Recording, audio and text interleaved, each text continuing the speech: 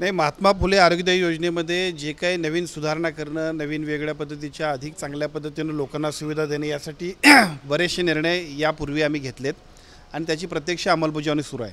जसं की आपण बघितलं, राज्यभरामध्ये ज्याचं स्वागत झालं ते 1,00,000पर्यंतच्या अपघातानंतर तात्काळ उपाययोजना करण्यासाठी जी काय आर्थिक मदत आहे त्याच्याबद्दलचा सुद्धा GR आता निर्गमित होईल. आणि त्याचबरोबर 5,00,000पर्यंतची काय पॅकेज आहे, पॅकेजमध्ये सुधारणा करणं आणि 5,00,000पर्यंत आजारांची सुद्धा बऱ्याचशा हॉस्पिटलची तक्रार होती की त्याच्यामध्ये पॅकेजमध्ये आर्थिक वाढ झाली पाहिजे म्हणून.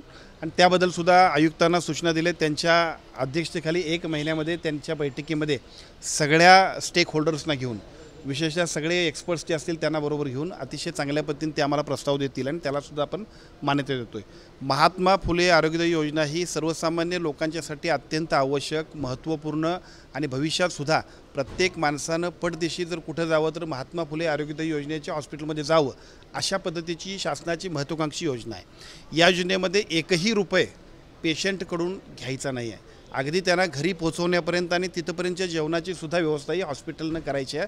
त्याबद्दल त्यांनी ॲग्रीमेंटमध्ये आम्हाला स्पष्ट तशा सूचना दिलेल्या असतात. दुर्दैवानं असे काही प्रकार निदर्शनास आले की ज्याच्यामध्ये अशा पद्धतीनं आर्थिक परत आणखीन त्याच्याकडून अधिक आर्थिक निधी किंवा आर्थिक पैशाची मागणी केली असते. हे चुकीचं आहे. अशा पद्धतीच्या काही तक्रारी राज्यात आलेल्या होत्या. त्या राज्यात आलेल्या तक्रारीबद्दल त्या संबंधित हॉस्पिटलना सूचना दिलेत, नोटीस दिलेत आणि जर अगदीच चुकीचं असेल तर त्याच्यावरती कारवाई झालेली आहे. नाही, आता हा बैठकीमध्ये निर्णय झाला, त्याच्यामध्ये एकूण सगळे जे काही ग्रीव्हन्स होते त्या ग्रीव्हन्समधला एकूण वास्तविकता त्या हॉस्पिटलनं आपण वेळ दिला, त्यांचंही म्हणणं ऐकून घेतलं आणि त्याच्यानंतर मला प्रत्यक्ष संपूर्ण आकडा नाही माहिती, परंतु जे चुकीचे असतील अशा लोकांवरती योग्य ती कारवाई, कायदेशीर कारवाई शासनाच्या वतीने केली गेली. तर पुण्याच्या सगळ्या त्या प्रकरणानंतर किंवा आरोग्य विभाग आपापल्या पद्धतीने प्रयत्न करतो, मात्र हॉस्पिटल मग अजूनही कुठेतरी त्याला दाद देत नाहीत असं म्हणायचं का? कारण त्या पद्धतीने असं नाही, असं काहीच नाही आहे. सगळ्याच ठिकाणी फक्त शासनाच्या यंत्रणेनं राईट मॉनिटरिंग केलं की आपोआप सगळ्या गोष्टी घडतील. आपण बघितलं असेल तर गेल्या 5 वर्षांमध्ये 1,007 अशा पद्धतीच्या तक्रारी होत्या.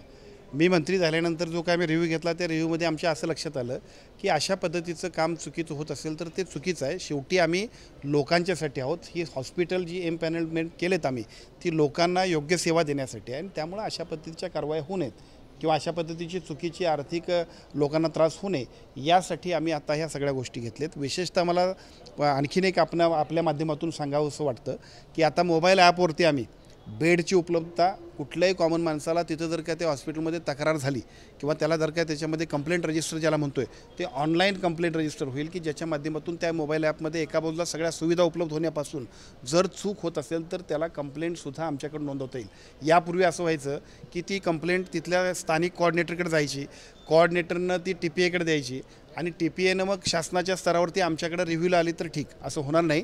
कुठलाही कॉमन माणूस आता अशा पद्धतीनं जर काही कामकाजामध्ये चुकीचं गैरवर्तन दिसलं तर तात्काळ त्याच्याबद्दलची तक्रार ऑनलाईन करेल आणि मोबाईल ॲपद्वारे आलेल्या प्रत्येक तक्रारीचं निरसन करण्याची जबाबदारी आमच्या यंत्रणेची असेल.